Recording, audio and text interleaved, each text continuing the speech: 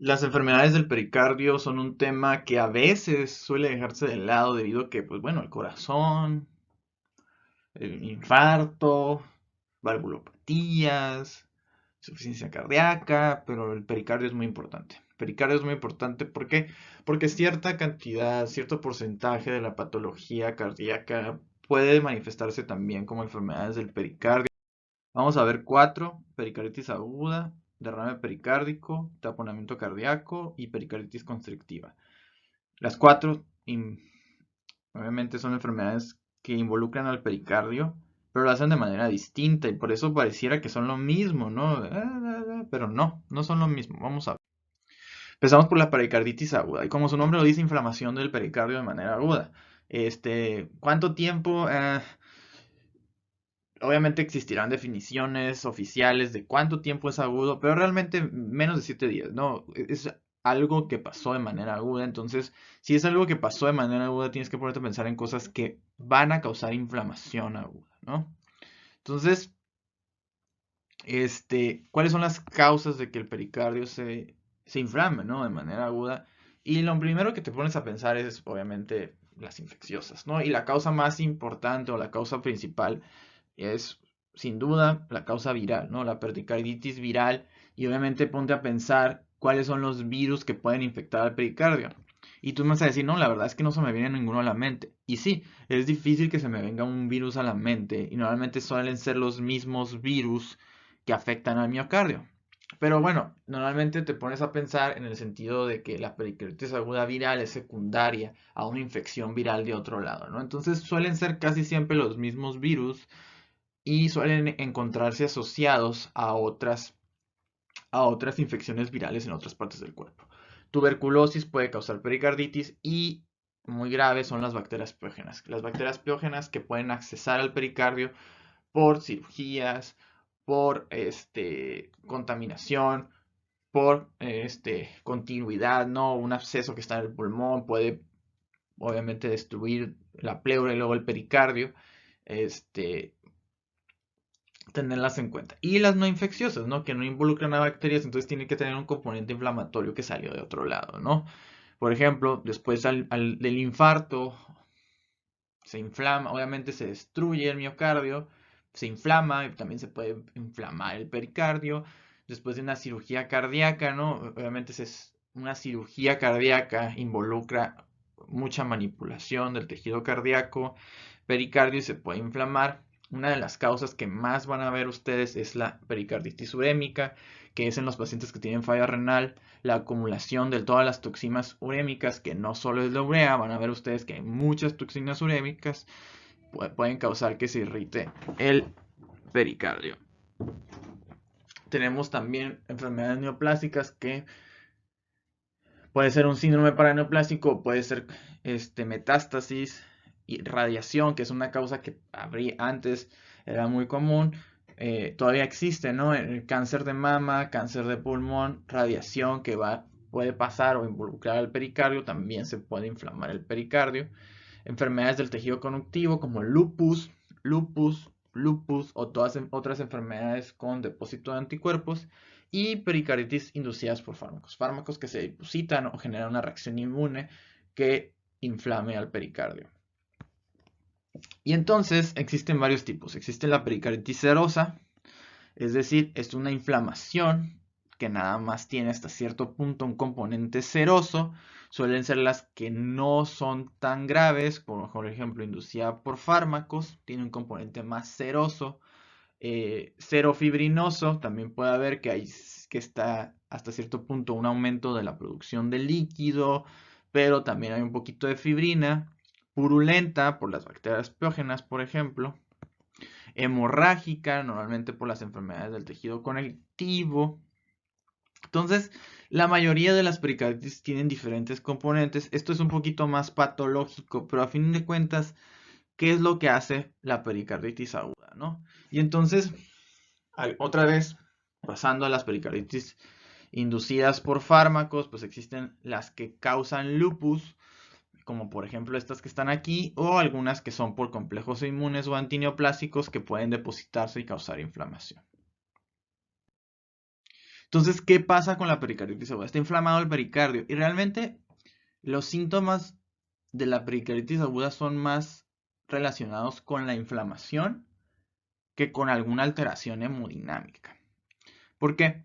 Porque realmente el miocardio todavía sirve, el endocardio todavía sirve y realmente lo único que va a pasar es que está inflamado la cubierta del corazón. Entonces duele, las fibras A delta que están en el pericardio, duele el pericardio y duele como si doliera la pleura, exactamente, ¿no? Con el frote duele, está localizado, ¿sí? Fiebre por inflamación, frote pericardio, es decir, suena como si estuvieran frotando dos cosas, ¿no? Tú pones el estetoscopio en el corazón, en la zona, en el tórax, y vas a escuchar como si estuvieran frotando dos cosas, ¿no? Y es que son las dos capas del pericardio que están frotando una con la otra y anomalías del electrocardiograma. Y muy interesante estas anomalías del electrocardiograma porque vas a decir, oye, pero no es el miocardio. Sí, no es el miocardio, es el pericardio. Sí, está inflamado el pericardio, pero es imposible que nada más el pericardio esté inflamado, ¿no? Esa inflamación del pericardio también afecta un poquito el epicardio. Un poquito al epicardio, no mucho. No lo suficiente para causar una alteración hemodinámica. Pero la pericarditis aguda también inflama al epicardio, perdón. Y lo que va a pasar es que si la lesión es epicárdica, yo voy a ver algo que se llama elevación generalizada del segmento ST. ¿Se acuerdan que cuando hay una lesión, ¿sí? subepicárdica se eleva el ST? Entonces vas a ver elevación del ST en todas las derivadas. En todas las derivadas, excepto la que es B, la cara derecha del corazón, que es ABR. Todas las demás se elevan. Y es la clásica. Si se eleva el ST en todas, rara vez es porque se está habiendo una lesión subepicárdica por un infarto, si no es por una pericarditis. Y obviamente está muy fácil. ¿Por qué? Porque no se parece el paciente. No se parece el paciente. El del infarto tiene dolor opresivo, mal localizado, con el esfuerzo, tiene antecedentes que me puedan decir. Y el de la pericarditis aguda tiene el dolor, me duele ahí, me duele ahí, y cuando respiro me duele más. Y a lo mejor tiene un antecedente de una enfermedad viral, de tejido conectivo, usó este fármaco. No se parece el paciente. ¿Sí? No se parece el paciente.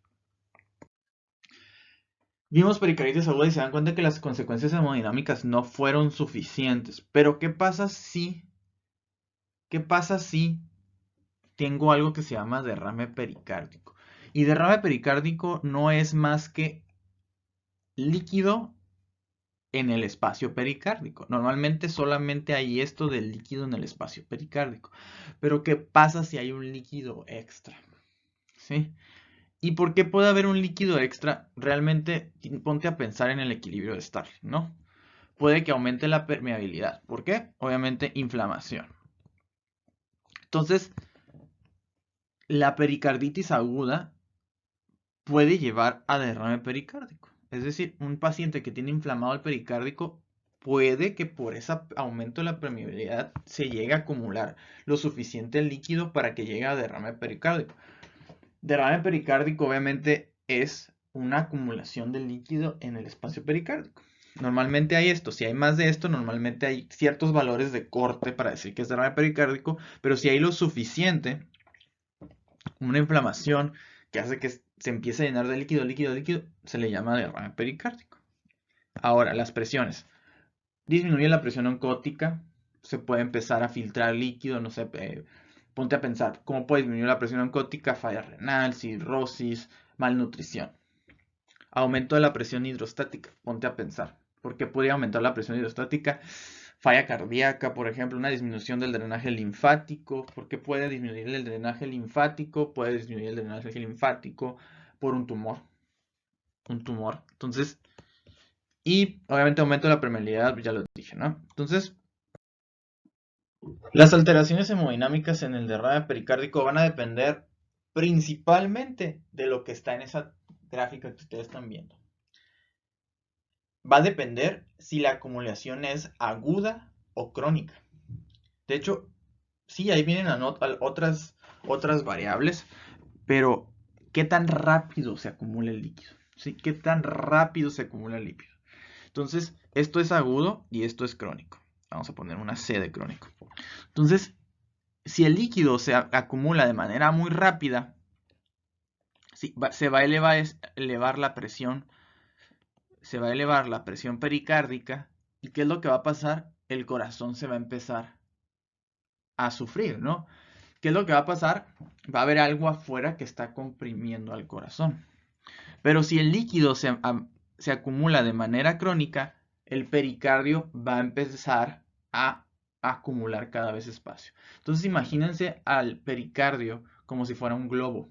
Si lo llenas rápido se distiende y aumenta la presión. Si los llenas lento se va a empezar a acumular más volumen. Entonces un derrame pericárdico, ¿sí? Puede ser un derrame que se acumula de manera rápida o un derrame que se acumula de manera crónica.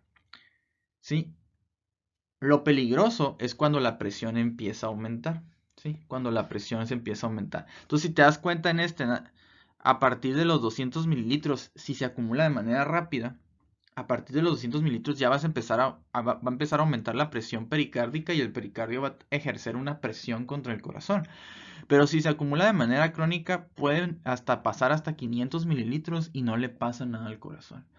Entonces, depende mucho de qué tan rápido se acumula ese líquido. Y obviamente, cuánto líquido hay, como se dan cuenta en la imagen. Y algo muy interesante, qué tan distendible es ese pericardio. Si el pericardio está duro por alguna enfermedad fibrosa, pues no se va a distender. Pero si está íntegro, obviamente se puede distender y puede acumular más volumen.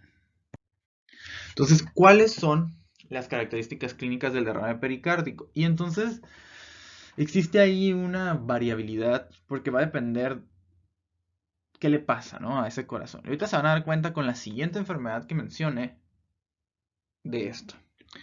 Ruidos cardíacos velados, ese es que no se escucha, no pones, o que se escuchan muy lejos, o que se escuchan como un poquito sordos, porque pongo el estetoscopio en el tórax y escucho los ruidos cardíacos, pero los escucho como muy lejos, como si estuvieran abajo del agua. ¿Por qué?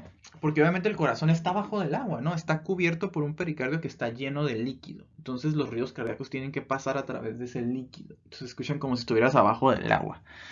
Disminución de la intensidad del frote pericardio. Realmente, esto solamente si había pericarditis. O sea, si había pericarditis y escuchaste el frote y de la nada ya no se empieza a escuchar tanto, es porque ahora ya no están frotando esas pleuras. Digo, esos pericardios. ¿Por qué ya no están frotando esos pericardios?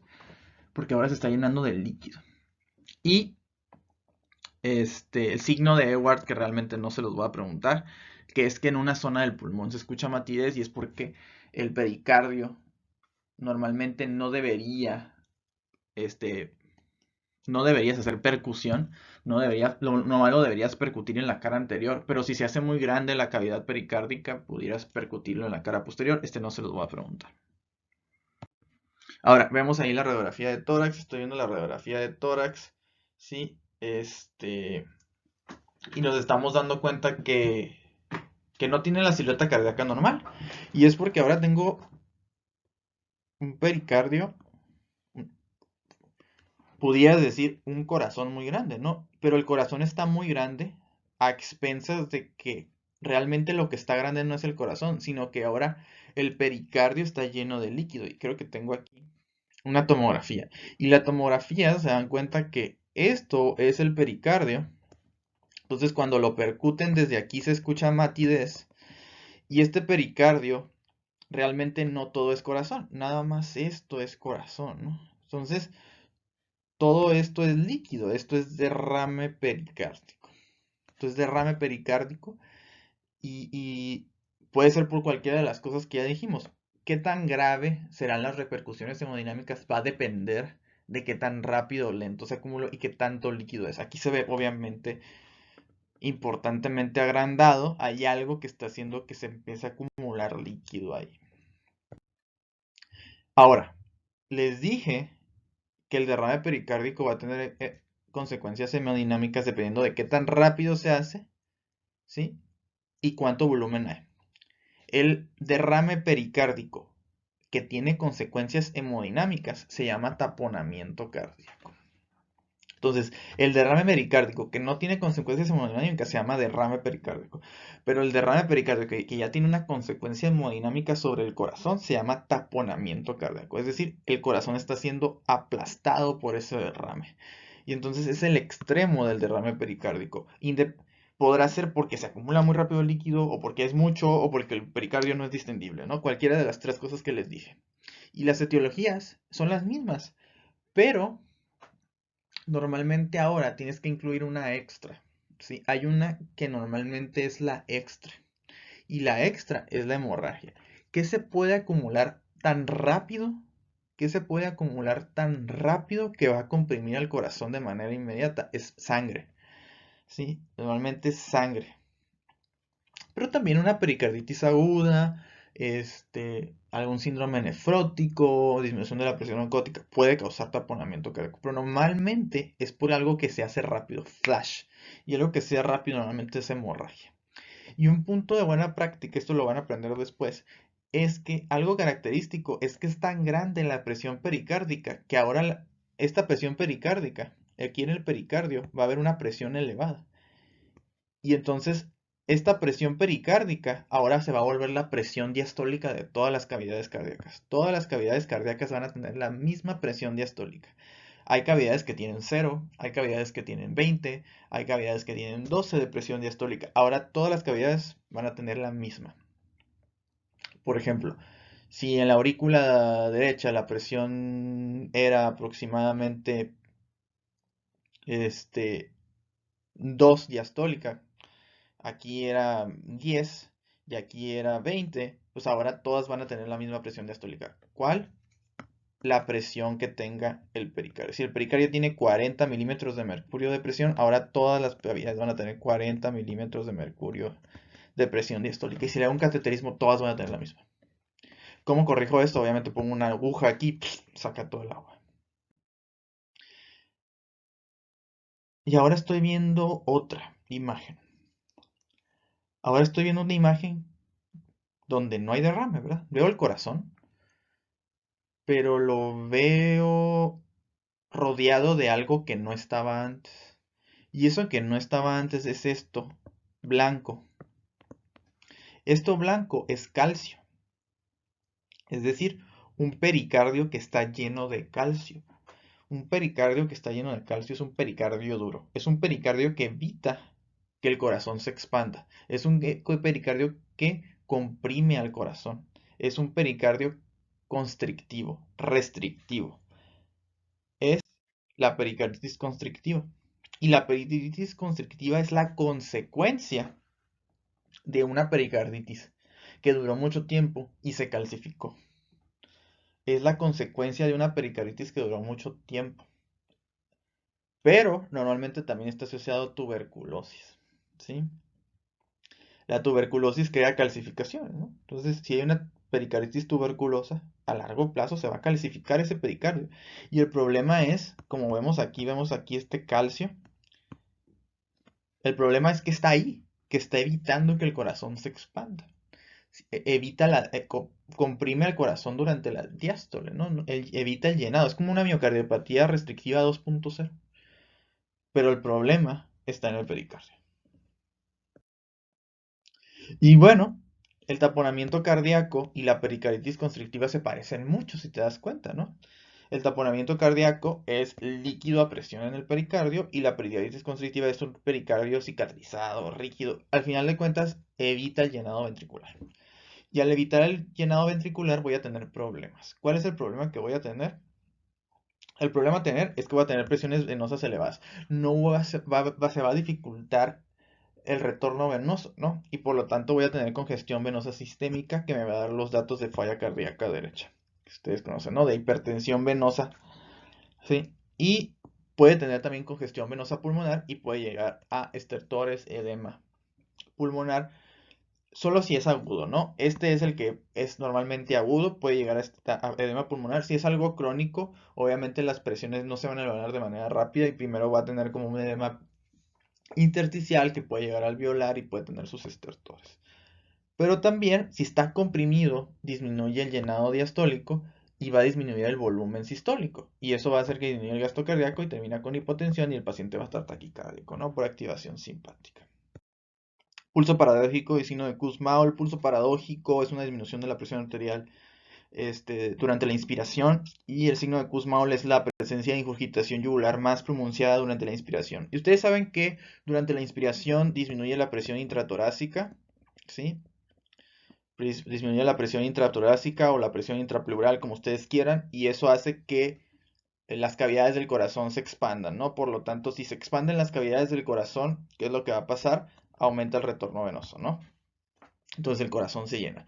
Y entonces lo que pasa en el taponamiento cardíaco es como el corazón está aplastado, ¿sí? Y aumenta el retorno venoso, ¿sí? Al ventrículo derecho le empieza a llenar mucha sangre. Y lo que pasa es que como no se puede distender este ventrículo derecho, no se puede distender, empieza a abombarse el tabique y empieza a comprimir al ventrículo izquierdo. Y eso disminuye el llenado del ventrículo izquierdo y disminuye el volumen sistólico, ¿no? Eso pasa en el taponamiento cardíaco, pero no pasa en la pericarditis constrictiva. ¿Por qué no pasa en la pericarditis constrictiva? Porque en la pericarditis constrictiva, ¿qué es lo que pasa cuando cuando se llena el ventrículo? Cuando se llena el ventrículo, se empieza a llenar el ventrículo, se empieza a llenar el ventrículo, pero el problema es que a ese ventrículo ya no le va a entrar más sangre, ¿sí? Ese pericardio está aplastando tanto al corazón que ya no le entra sangre. Entonces, durante la inspiración, ¿qué es lo que pasa? Durante la inspiración aumenta el retorno venoso. Pero ¿qué es lo que pasa? No se llena el ventrículo, no se llena el ventrículo derecho y entonces ese retorno venoso, en vez de entrar al ventrículo derecho, se empieza a acumular en las venas sistémicas y lo que pasa es que se ve ingurgitación yugular durante la inspiración. En contraparte con lo que es el taponamiento cardíaco. Realmente son manifestaciones de lo mismo. Un aumento del retorno venoso, si entra al corazón, me va a causar abombamiento interceptal y ese septo va a comprimir al ventrículo izquierdo, pero en la pericarditis constrictiva esa sangre no llega ni al corazón y entonces se acumula en la vena yugular, en las venas sistémicas y va a ser como ingurgitación yugular. Entonces, estas son las enfermedades del pericardio, espero que les haya servido, muchas gracias por su atención.